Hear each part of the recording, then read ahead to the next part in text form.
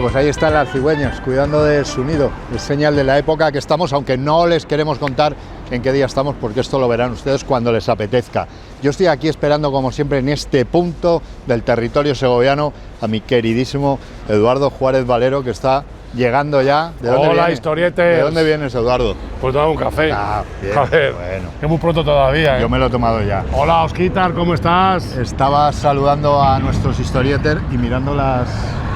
Ahí tenemos a las cigüeñas arriba, cuidando del nido. Espadaña, sí, señor. Pero no quiero poner fecha porque ya les he dicho a los historieters que este programa se ve en cualquier momento. En cualquier momento, en cualquier momento del año. Lo que sí Hoy es tenemos calor, podría sí, ser mayo, puede ser febrero, puede ser marzo. Lo que sí es seguro es que estamos donde estamos, que es Santa María la Real de Nieva. Correcto. Y como siempre vengo con la ingenuidad propia de un goliardo a ver qué me quieres contar en este lugar tan espléndido. Pues vamos a hablar de los orígenes, ¿no? Pero vamos a hablar de una reina, eso es lo primero. ¿De una reina aquí? Bueno, una es reina, la Real de Nieva. Claro, ese apelativo de la Real tiene que ver con una reina de Castilla muy singular, que es de quien vamos a hablar en uno de los monumentos más espectaculares que hay en Segovia. Yo diría que hasta en Castilla, ¿no? Que es aquí en Santa María la Real. Forzando un poco esa ingenuidad que yo hago gala de ella, del goliardo, te pregunto, ¿Nieva está más abajo? Sí, pero es el origen. Antes de que aparezca este núcleo de población, esta villa, es toda la tierra de Nieva, dentro del sesmo de la Trinidad, propio de la comunidad de Ciudad y Tierra de Segovia.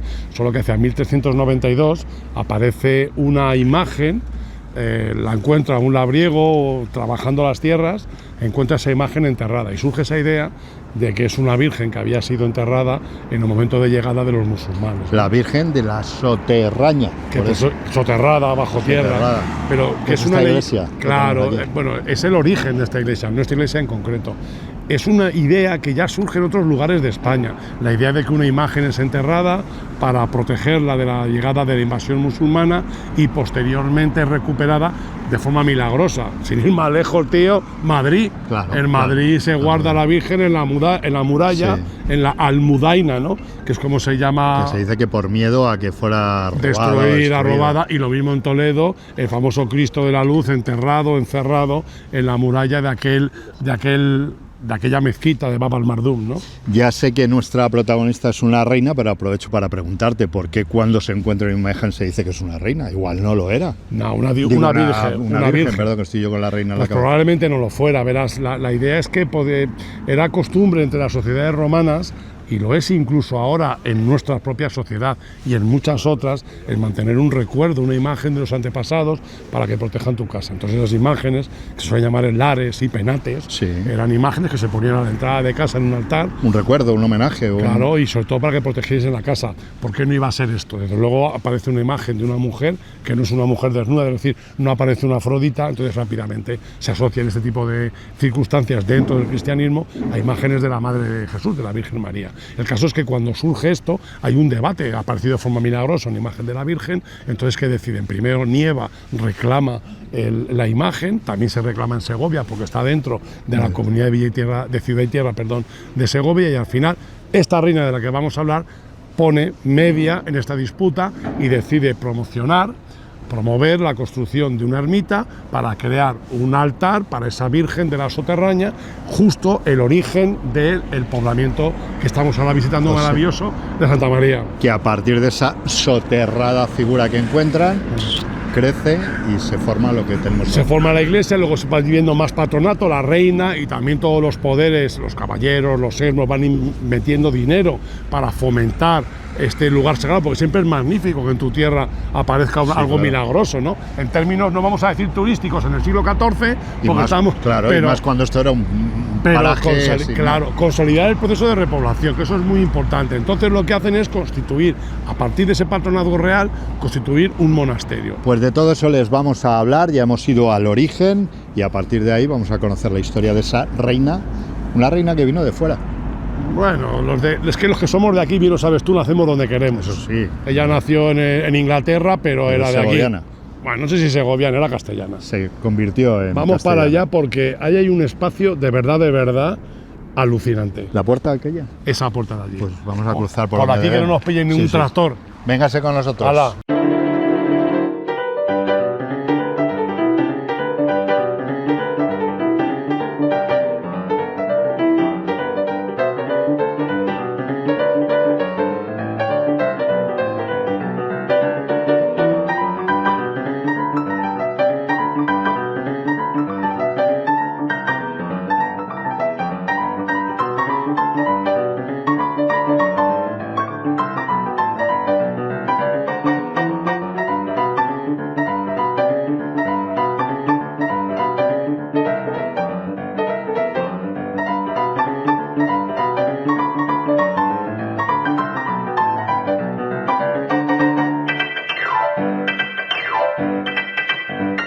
Oye, vengo viendo los capiteles, esto es como si vienes leyendo un libro, ¿no? Bueno, básicamente es Un eso. libro o una crónica de aquel momento, ¿no? Un libro en piedra, ¿no? Es una enciclopedia en piedra.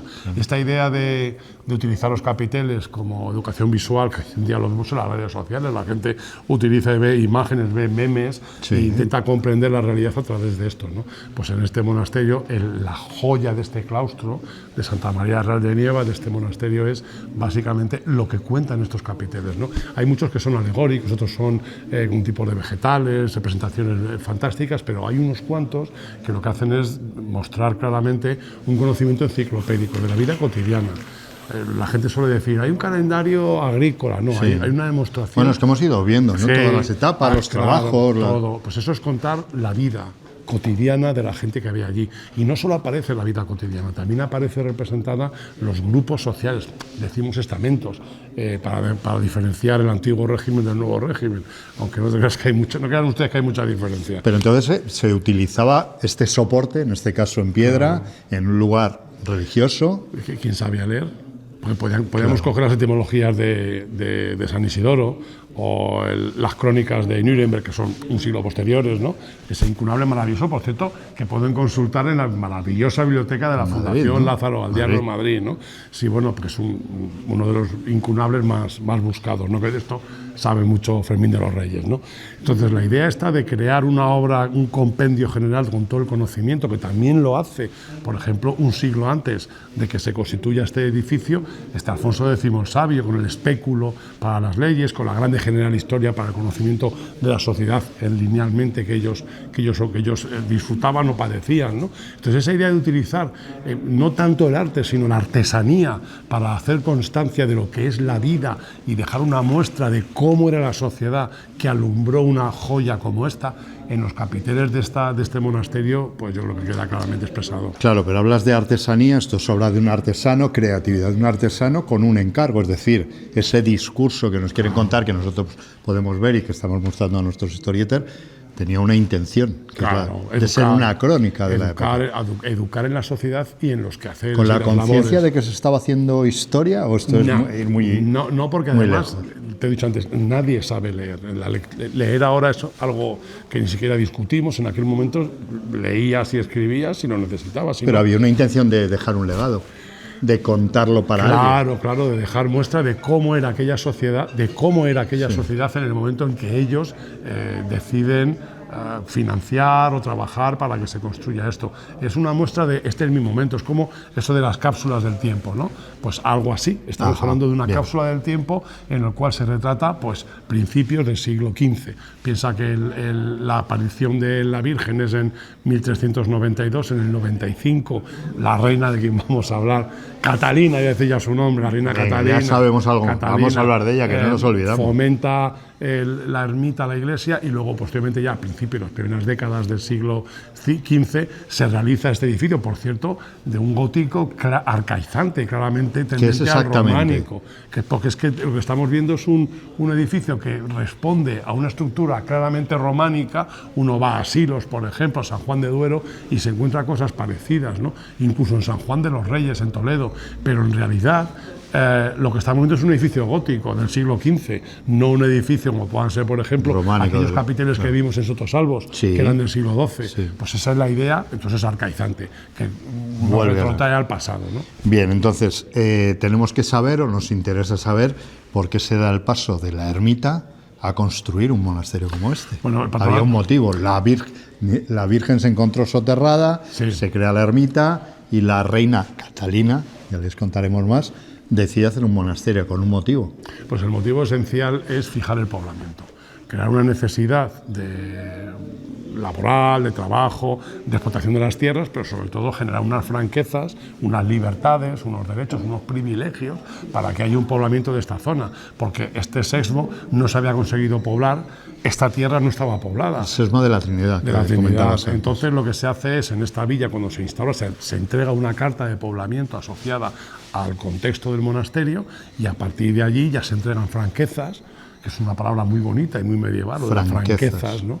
En las cuales, por ejemplo, se les exime del pago de impuestos generales que pagan los pecheros y sobre todo se les elude de participar en las levas. Entiendo, entonces era una estrategia, voy a decir, política o de gestión de un territorio para convertir este paraje que decíamos antes, en el que no había nada, más allá del encuentro de esa imagen, en un atractivo. En un núcleo de poblamiento. Porque además, de Nieva no querían venir, en principio. No es que no vinieran, es que no funcionaba. No tenían necesidad. No se había asentado aquí, porque Nieva y toda esta zona está repoblada durante el reinado de Alfonso VI de León. Claro. Es decir, estamos hablando del siglo XI, finales del siglo XI.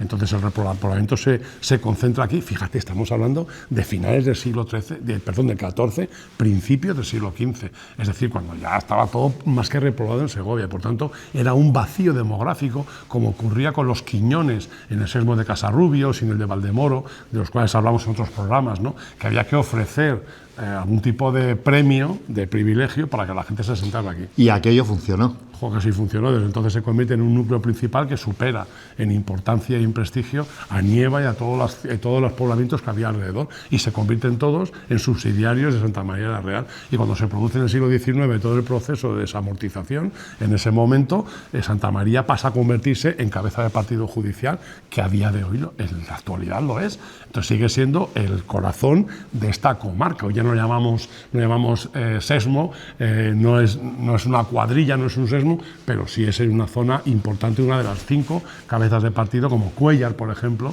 que hay en Segovia. Por tanto, un éxito inicial de la reina Catalina, sí, señor, en su gestión, que tuvo más éxitos y dejó más huella. Vámonos para allá, vamos a pasear un poquito el claustro y vamos a entrar en lo que es el patio, el jardín, el huerto. Maravilla, ¿eh? El huerto, me gusta más decir el huerto del claustro, y vamos a hablar un poquito de la reina, que se lo merece. Si quieren ustedes venir de visita, ya les digo, esto es titularidad municipal, pueden venir cuando quieran, puertas abiertas y disfrutar tranquilamente. Esta joya, esta enciclopedia en piedra del siglo XV. Y saludamos a la alcaldesa, que amablemente nos dijo que disfrutáramos del lugar para mostrarlo aquí. Y a todos los vecinos que nos dicen hola cada vez que nos acercamos a cualquier lugar. Han sido muchos ahí en la plaza. Sí, sí, sí. Bueno, vamos allá. Venga, vamos para allá.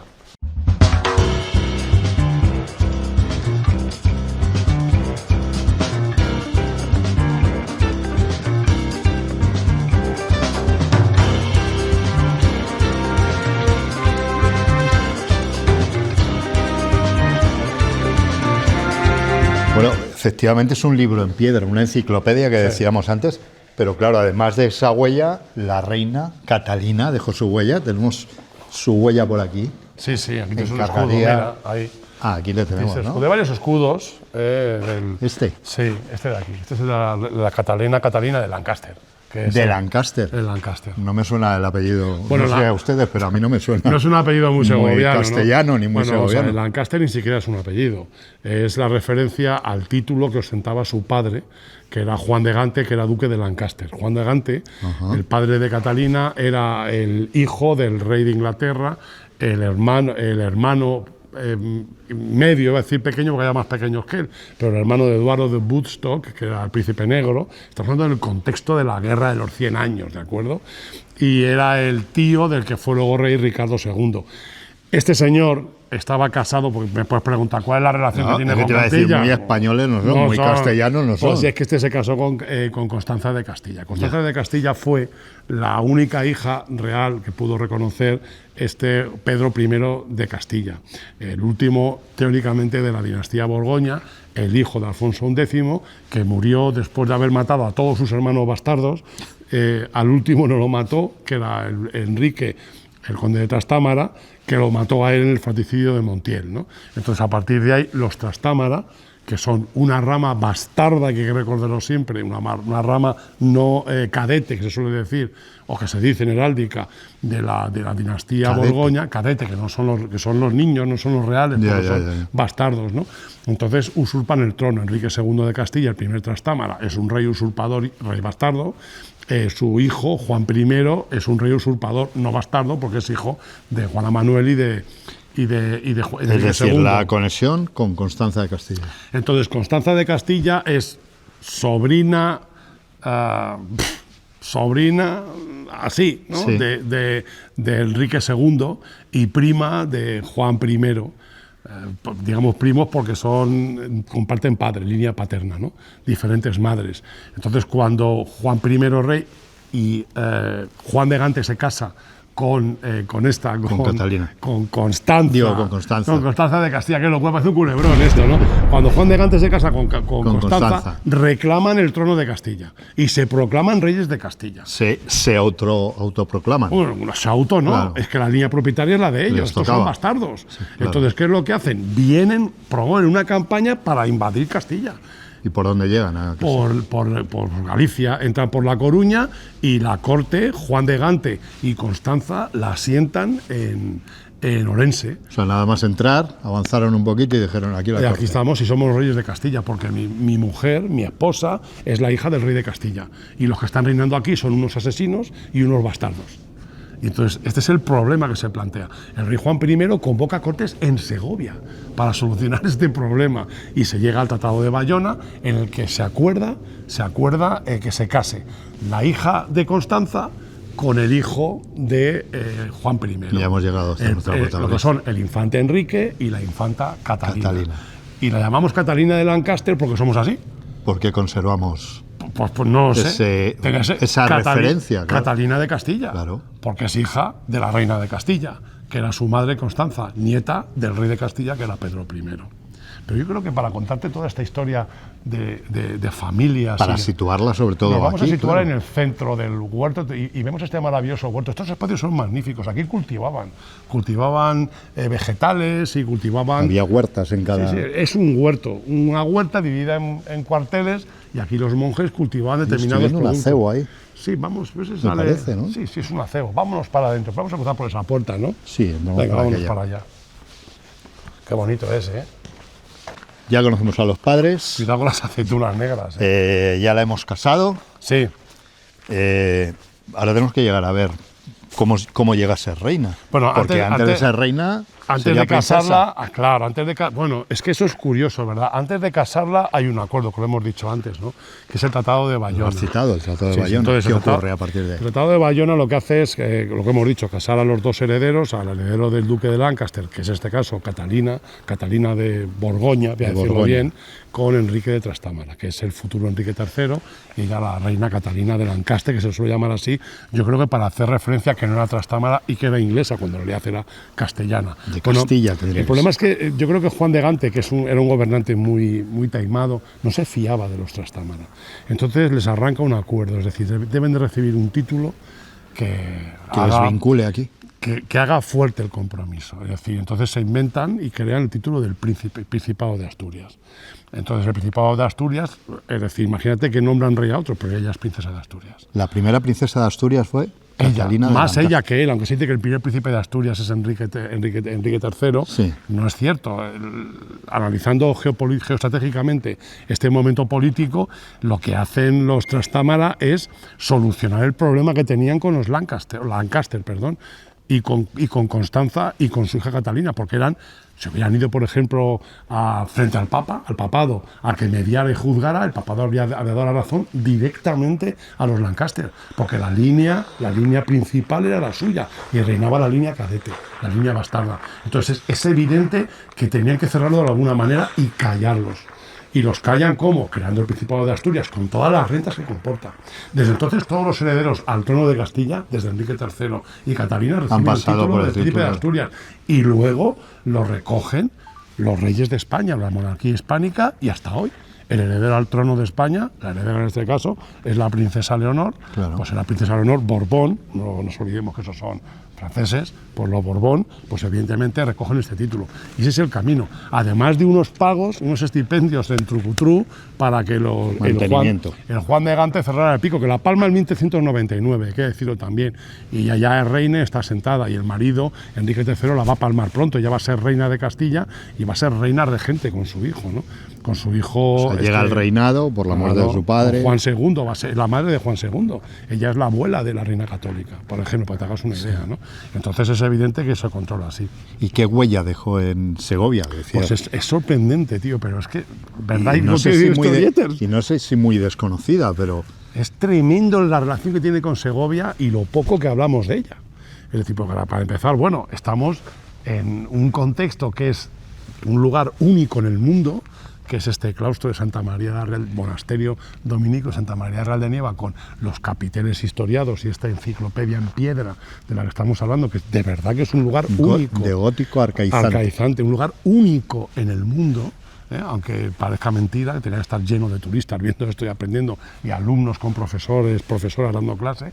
Eso es ya de sí es una huella indeleble que va a dejar para siempre Catalina. Pero es que además hemos hablado de las Cortes de Segovia, sí, que se provoca cuando su padre se presenta con la madre y se hacen fuertes en Orense, proclamándose reyes de Castilla, que lo eran. Que les correspondía. Que les correspondía, claro, faltan unas cortes para que le reconozcan, claro. Pero espérate que no lo hubieran conseguido. Y luego, una de las labores legislativas de Catalina, que son las leyes de Ayllón. Las leyes de Ayllón que se aprueban durante su reinado, que son las leyes que, entre otras cosas, provocan la segregación de la comunidad de la sociedad judeo-castellana. Es decir, a partir de las leyes de Ayllón, los judíos pierden gran parte de su territorio y aparecen viviendo en pequeños guetos dentro de las ciudades, en las que llamamos ahora juderías o barrios judíos, ¿no? Que se cierran por las noches, como si fuera la claustra, que se cierran por las noches y por las mañanas. Y luego, esto es una huella terrible, hay que reconocerlo, ¿no? Porque esos, antes que judíos, eran castellanos y fueron segregados. De hecho, la pérdida de la Sinagoga Mayor de Segovia, Santa María, la que llaman ahora el Corpus Christi, que era la Sinagoga Mayor segoviana, pues la pierden en este momento, en 1391, siendo reina Catalina de Lancaster.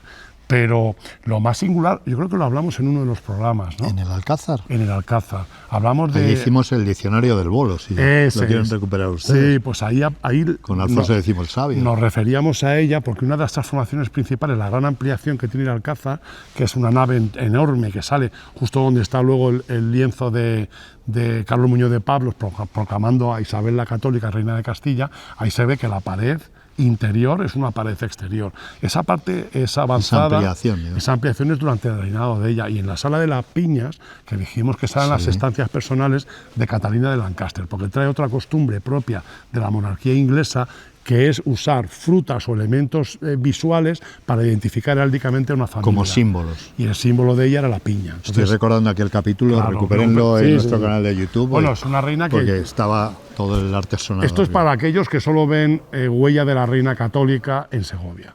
Y estamos viendo que Segovia sufre una profunda transformación durante el reinado de Catalina de Lancaster. Claro, es que antes cuando hemos hablado precisamente que poco se la conocía o poco se habla de ella, decías claro. Tú, estaba yo pensando en todo lo que hablamos de la reina católica. Claro, es que lo que ocurre es que no a veces echamos hacia atrás al origen. Cuando construimos la identidad de una sociedad en torno a determinadas figuras, eliminamos las otras.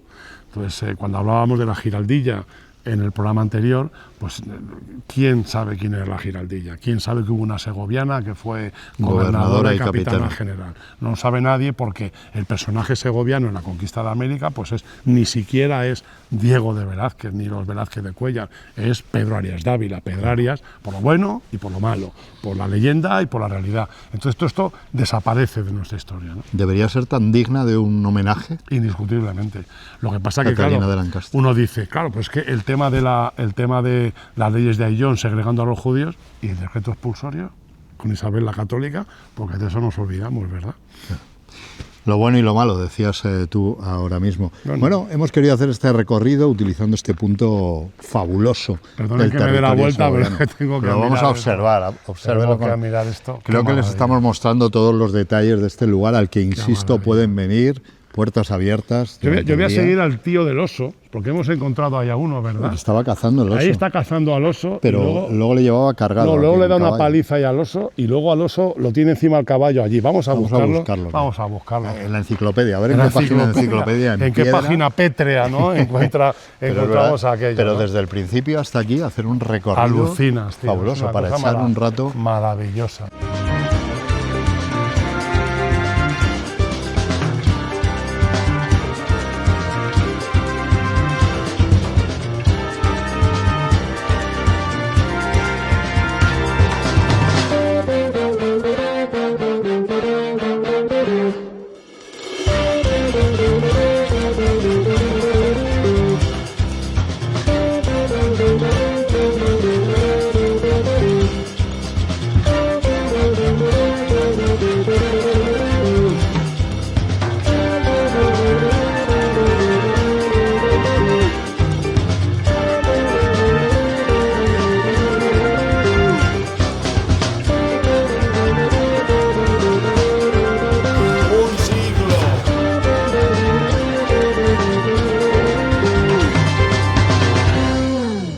Pues estamos en el lugar adecuado, en el sitio perfecto y un momento. Café Bar España. Café Bar España, aquí en Santa María la Real de Nieva, con un poquito de orejita que estoy deseando ya. Estoy deseando que acabemos, no por dejarlos a ustedes, sino para meterlo. Estamos bebiendo vino blanco. Hombre, un verdejito de nieva que es una joya bendita. Es un trocito de sol que pasa por aquí, por la tierra segoviana, y surge en este manjar divino que vamos a darle una paliza bien dada. Bueno, nos ha venido poeta, el historiador, ¿eh? Bueno, Catalina de Lancaster y un legado, el que hemos visto ahí, en piedra, esa enciclopedia. ¿Se han dado cuenta de lo que les hemos contado? Enciclopiedra. Bueno, ¿cómo sería? Enciclopiedra. Bueno, y yo, fíjate, según nos lo estabas contando, pensaba, ¿qué estamos haciendo en la actualidad para dejar un legado como este? Porque sí, estamos en la sociedad de la información, tenemos soportes de todo tipo, pero para que dentro de 6 siglos lo que nosotros vivimos ahora se pueda ver como vemos esto nosotros. Bueno, pero lo lógico decirte es que no, porque los libros, la sociedad es muy efímera, sí, pero el material en que están escritos los libros, están impresos los libros, es un papel de muy baja calidad, dura muy poquito, las tintas son tintas inyectadas, se desaparecen. ¿Y la digitalización? La digitalización no garantiza ni 3 años, ¿no? En cuanto desaparece la alimentación de los servidores y de los centros de datos, toda esa información desaparece. Tenemos acceso a la información como nunca se ha tenido en la historia de la humanidad, pero básicamente tenemos un acceso efímero, y la propia huella que dejamos de nuestro presente para el futuro es muy difícil de conservar y muy costosa. Lo que hicieron aquí en Santa María de la Real, en este claustro, el hacer esa enciclopiedra que decimos, ¿no? Enciclopiedra, con el recorrido por aquella sociedad, congelar aquella sociedad, como el paisano aquel del oso. Es que son instantes, ¿no? Claro, son como fotografías de un momento determinado. Hoy haríamos un álbum fotográfico y lo trasladaríamos a la piedra, que se podría hacer con modelado 3D, ¿no? Sobre tipo de piedra, o sí, tipo pero, de claro, me lo planteaba porque pensaba que tenemos la seguridad de que todo va a perdurar y que lo digitalizamos todo y que lo vamos a tener todo, pero lo que perderá seguro dentro de 6 siglos será el encanto. Claro. ¿Quién se va a pasear por archivos digitales admirando una obra como hemos hecho nosotros aquí? Yo creo que no existe, no hay posibilidad de aquello, ¿no? Los archivos, el mejor soporte para conservar la información es el papel y el pergamino. Para conservar la obra artística ni siquiera es la pintura, es la piedra. Siempre nos centramos en los pintores y nos olvidamos de los escultores, y la escultura es lo que pervive. Cuando buscamos un testimonio de hace 800, 900, 1000 años, es la piedra, es el trabajo del escultor, del artesano que trabajaba la piedra, esos canteros que hemos visto las marcas en todos los sillares de Santa María y su maravilloso monasterio, son los que dejan el testigo del pasado. Merecemos dejar este legado, porque todo hay que decirlo, ¿no? Es nuestra vida tan importante, y lo que hacemos nosotros, lo que hacemos aquí en Historietas de Segovia, es tan importante como para que sea un legado que merezca ser recordado 6 siglos después. Desde luego los de Nieva que hacen este vino, indudablemente sí merecen el paraíso eterno, ¿no? Desde luego que sí. Nuestro homenaje hoy, para lo bueno y para lo malo, a Catalina de Lancaster. Catalina de Castilla. Catalina de Castilla, Catalina de Borgoña, que era su verdadero apellido, y no ese Lancaster, que es un título nobiliario. Y que dejó mucha huella aquí, igual se quedó por los vinos, también te digo. Pues no te diría yo que no, no te diría yo que no, porque al ladito de Nieva venía, igual dijo, ni virgen ni nada. El monasterio aquí. Al monasterio aquí, machateado, en condiciones. Le estamos dando mucha envidia a nuestro heraldo, así que le vamos a pedir que se venga aquí con nosotros. Porque seguro que quiere probar este verdejo. No sé si va a querer un poquito de oreja, eso ya lo dudo. La oreja igual no te apetece, y croquetas, ¿no? Igual no quiere, pero... Hola, ¿qué tal? ¿Qué tal, Heraldo? ¿Cómo estás? Quiero oreja y quiero vino. ¿Y verdejo? Quiero vino. Bueno, pero yo creo que se lo ha ganado hoy, ¿eh? Se lo ha ganado mucho. También, se lo gana siempre, pero hoy también. Ha hecho un recorrido precioso, con una luz preciosa, que hemos tenido un día increíble, fabuloso, desde luego. Para ser el mes de diciembre, digo de febrero, digo de... Bueno, el mes que sea. Será lo que sea. Hemos salido a la provincia, que es estupendo. Y con mucho detalle, además, hoy. Has tenido que detenerte en cada página de piedra. Sí, mucha columnita que hemos tenido que ir enfocando a los detalles que me habéis dicho, y así hemos construido la historia. Una maravilla, Óscar. Se te ve cansado, con tanto capitel, pero bueno, lo hemos contado. Yo espero que este programa nos haya quedado como... Niquelado. Ya lo saben. Lo saben ustedes. Fabuloso, pues muchas gracias, equipo, gracias a ustedes que nos acompañan cada semana. Nosotros vamos a brindar, por supuesto, por el monasterio, por esta población y localidad que nos ha acogido también. Hemos tenido muestras de cariño desde los camiones que pasaban, que hay mucho tráfico, desde los coches. Nos han saludado mucho. Nos han saludado. Y de nuevo agradecer esa hospitalidad y por supuesto por todo Segovia, segovianos y segovianas, como mola, que molan mucho. Así que por ustedes. Y este vino de Nieva que es oro puro. Hoy orito. ¡Viva el vino! ¡Viva el vino!